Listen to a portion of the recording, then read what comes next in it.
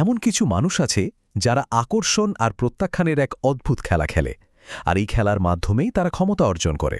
এদেরকেই বলা হয় কোকেট। তো এই যে কোকেটের ধারণাটা, এটা আমরা কোত্থেকে পেলাম? আজকের এই পুরো আলোচনাটা রবার্ট গ্রিনের সেই বিখ্যাত বই দি আর্ট অফ সিডাকশনের ওপর ভিত্তি করে তৈরি। এই বইটা কিন্তু মানব মনস্তত্ত্বের অনেক গভীরে গিয়ে আকর্ষণের নানান কৌশল নিয়ে কথা বলে। আর পুরো বইটার একটা মূল কথা যেটা কোকেটদের বুঝতে একদম সাহায্য করবে, সেটা হলো এই উক্তিটা: সন্তুষ্টি বিলম্বিত করার ক্ষমতাই হলো প্রলোভনের চূড়ান্ত শিল্প। কোকেটরা, মানে যারা এই ধরনের ব্যক্তিত্ব, তারা ঠিক এই কাজটাই করে, একেবারে মাস্টারদের মতো। চলুন তাহলে দেখে নিই আজকের এই বিশ্লেষণে আমরা কী বিষয় নিয়ে কথা বলবো। প্রথমে আমরা বোঝার চেষ্টা করব এই সন্তুষ্টি বিলম্বিত করার শিল্প জিনিসটা আসলে কি। এরপর আমরা ইতিহাসে ডুব দেব নেপোলিয়নের একটা অদ্ভুত আবেশের গল্প দিয়ে। তারপর দেখব এর পেছনের মনস্তত্ত্বটা কি, যাকে বলা হচ্ছে নার্সিসিস্টিক মিরর।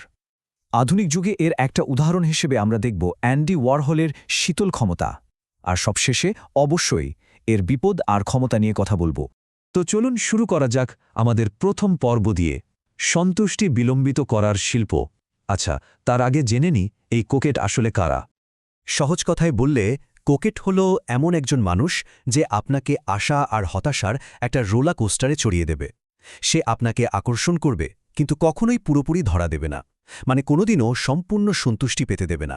আর এই রহস্যময়টাই হল তাদের আকর্ষণের মূল অস্ত্র। ব্যাপারটা কিভাবে কাজ করে, তাই না? এটা অনেকটা হট অ্যান্ড কোল্ড খেলার মতো। একদিকে তারা আপনাকে সব পাওয়ারের স্বপ্ন দেখাবে, হতে পারে সেটা আনন্দ, সুখ বা হয়তো খ্যাতি। আপনার মনে হবে আপনি যা চান সব পেয়ে যাবেন। ঠিক তারপরেই হঠাৎ করে তারা একদম বরফের মতো ঠান্ডা আর উদাসীন হয়ে যাবে।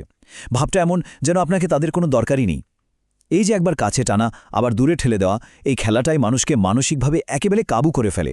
আর ভাববেন না যে এটা শুধু তত্ত্ব কথা। ইতিহাসে এর এমন উদাহরণ আছে যা শুনলে অবাক হতে হয়। চলুন আমাদের দ্বিতীয় পর্বে যাই, নেপোলিয়নের আবেশ। দেখা যাক ইতিহাসে এই কৌশল কতটা শক্তিশালী হতে পারে। সময়টা ১৭৯৫ সাল। নেপোলিয়ন বোনাপার্ট তখন এক তরুণ তুর্কি, সবে ক্ষমতার স্বাদ পেতে শুরু করেছেন। ঠিক সেই সময়েই তার জীবনে এলেন জোসেফিন ডি বোহারনাইস, এক রহস্যময়ী বিধবা। ভাবুন একবার, একদিকে নেপোলিয়নের মতো উচ্চাকাঙ্ক্ষী শক্তিশালী একজন মানুষ, আর অন্যদিকে জোসেফিন, অলস, আবেদনময়ী, আর পুরোটাই যেন এক রহস্যের চাদরে মোড়া। এরপর যা হলো তা এক কথায় অবিশ্বাস্য। ১৭৯৫ সালের অক্টোবরে নেপোলিয়ন তো জোসেফিনের প্রেমে একেবারে হাবুডুবু। কিন্তু জোসেফিন, সে নেপোলিয়নকে গ্রহণ তো করল, কিন্তু পাত্তা দিত না বললেই চলে। ঘণ্টার পর ঘণ্টা অপেক্ষায় রাখত, উপেক্ষা করত। এতে নেপোলিয়নের জেদ আর হতাশা দুটোই বাড়তে থাকল। ৯৬-এর শুরুতে নেপোলিয়নের চিঠিগুলো দেখলে বোঝা যায় তিনি কতটা মরিয়া হয়ে উঠেছিলেন তার মনোযোগ পাওয়ার জন্য। আর সবচেয়ে অবাক করা ব্যাপার হল, বিয়ের পরেও জোসেফিন সেই আবেগী দূরত্বটা বজায় রেখেছিলেন। ফল, সারাটা জীবন ধরে নেপোলিয়ন তাকে তাড়া করে ফিরেছেন। নেপোলিয়নের নিজের লেখা একটা চিঠি থেকেই ব্যাপারটা পরিষ্কার বোঝা যায়। তিনি জোসেফিনকে লিখছেন, আমি যখন ঘুম থেকে উঠি আমার ভেতরটা তোমাতে পূর্ণ থাকে। তোমার ছবি আমার নির্ঘুম রাতগুলোতে ভূতের মতো ঘুরে বেড়ায়। তুমি আমার সব চিন্তার কেন্দ্রবিন্দু। ভাবুন একবার, পৃথিবীর অন্যতম শক্তিশালী একজন মানুষ এমন কথা লিখছেন। এতেই বোঝা যায় জোসেফিনের এই কৌশল কতটা সফল ছিল।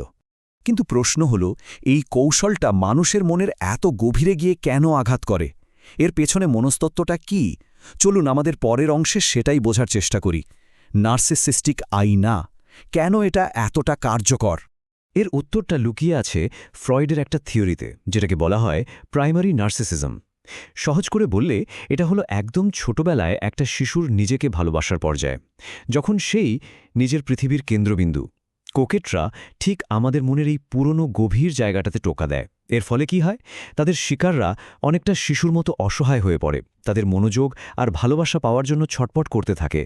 এই খেলার মূল চালটা হলো, কোকেটরা নিজেদেরকে এমনভাবে দেখায় যেন তারা নিজেরাই নিজেদের জন্য যথেষ্ট, মানে সেলফ সাফিশিয়েন্ট। তাদের কারো দরকার নেই।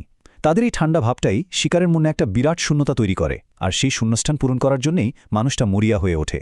তারা আসলে মানুষের ভেতরের নিরাপত্তাহীনতা আর ইনজয় পাওয়ার আকাঙ্ক্ষাকে কাজে লাগায়। যখনই তারা মনোযোগটা সরিয়ে নেয়, শিকারের ইগোতে বা অহংবোধে গিয়ে লাগে একটা জোর ধাক্কা, আর সেই ধাক্কায় জন্ম দেয় তীব্র আবেশের। তো আমরা নেপোলিয়নের গল্প শুনলাম, কিন্তু ভাবার কারণ নেই যে এই কৌশল শুধু পুরনো দিনের ব্যাপার। আধুনিক যুগেও এর দারুণ উদাহরণ আছে, তবে হয়তো একটু অন্যভাবে। চলুন আমাদের চতুর্থ পর্বে যাই আর দেখি অ্যান্ডি ওয়ারহোলের গল্প, একজন আধুনিক কোকেট। 60-এর দশক। পপ আর্টের দুনিয়ায় অ্যান্ডি ওয়ারহোল তখন এক বিশাল নাম। কিন্তু তিনি শুধু একজন শিল্পীই ছিলেন না, তিনি ছিলেন সামাজিক আকর্ষণের এক মাস্টার। তাকে বলা যেতে পারে একজন কোল্ড কোকেট, কারণ তার অস্ত্রটা শারীরিক আকর্ষণ ছিল না, ছিল সামাজিক ক্ষমতা আর প্রভাব। তার পদ্ধতিটা ছিল দেখার মতো। প্রথমে তিনি দ্য ফ্যাক্টরি নামে তার স্টুডিওতে একদল শিল্পী, লেখক আর বোহেমিয়ান মানুষকে জড়ো করলেন, একটা নিজস্ব জগৎ তৈরি করলেন। তারপর তিনি প্রশংসা করতেন, তবে খুব কম, আর এমনভাবে করতেন যে তার আসল মানে বোঝা যেত না। এতে কি হতো? মানুষ তার একটুখানি মনোযোগের জন্য ক্ষুধার্ত হয়ে থাকত। তিনি সবার সাথে থেকেও যেন কোথাও থাকতেন না, শারীরিকভাবে উপস্থিত কিন্তু মানসিকভাবে গায়েব, যেন একটা সাদা ক্যানভাস। আর তার এই অধরা স্বভাবটাই তার সার্কেলের মধ্যে এক অদ্ভুত প্রতিযোগিতা তৈরি করেছিল, কে তার মনোযোগ পাবে তা নিয়ে।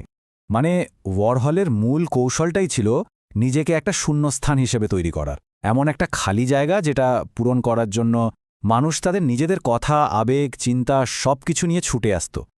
অদ্ভুত ব্যাপার হলো, তিনি নিজে প্রায় কিছুই না করে একদম চুপচাপ থেকে সবার আকর্ষণের কেন্দ্র হয়ে উঠেছিলেন। কিন্তু এই ধরনের ক্ষমতার এর একটা অন্ধকার দিকও আছে। এটা অনেকটা দুই দিকে ধারওয়ালা তলোয়ারের মতো। চলুন আমাদের শেষ পর্বে দেখি এর বিপদগুলো কি এবং আধিপত্যের খেলাটা কোথায় গিয়ে দাঁড়ায়। দেখুন, এই কোকেট্রি বা এই ধরনের আচরণ কিন্তু বেশ ঝুঁকিপূর্ণ, কারণ এটা আসলে মানুষের আবেগ নিয়ে খেলা, আর এর ফলাফল কি হবে তা আগে থেকে বলা মুশকিল। যদি খেলাটা বাড়াবাড়ির পর্যায়ে চলে যায়, তাহলে শিকারের মনে ভালোবাসার বদলে তীব্র ঘৃণা জন্মাতে পারে। আর সবচেয়ে বড় ভয় হলো যে কোনো মুহূর্তে এই খেলার নিয়ন্ত্রণ হাত থেকে বেরিয়ে যেতে পারে। তবে হ্যাঁ, একটা কথা মনে রাখা ভালো, যাদের মানসিকতা স্থির, যারা নিজেদের সম্মান করতে জানে, তাদের ওপর এই কৌশল খুব একটা কাজ করে না। তাহলে পুরো খেলার মূল সূত্রটা কি? একটাই, কোকেটকে সবসময় এক বা অখণ্ড থাকতে হবে। মানে তাকে নিজেকে এমনভাবে দেখাতে হবে যেন সে নিজেই একটা সম্পূর্ণ পৃথিবী, তার কোনো কিছুর অভাব নেই।